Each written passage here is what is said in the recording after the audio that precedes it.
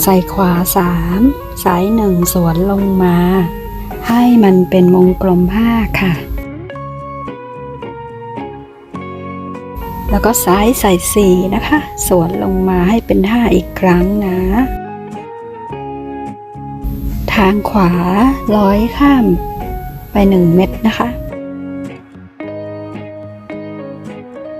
ซ้ายใส่3 สวนลงมาให้เป็นวงกลม5 เม็ดค่ะ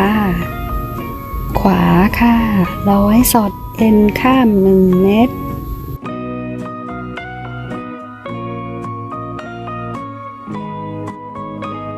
ขวา2 ซ้าย1 สวนลงมาให้เป็นวงกลม5ตอนนี้จะเป็นวงกลม5ขึ้นมาทั้งหมดเลยนะคะ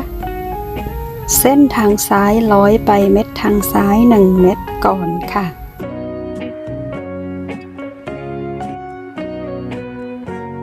ขวา3 เม็ดซ้าย1 เม็ดสวนลงมาจะเป็นวงกลม6นะคะ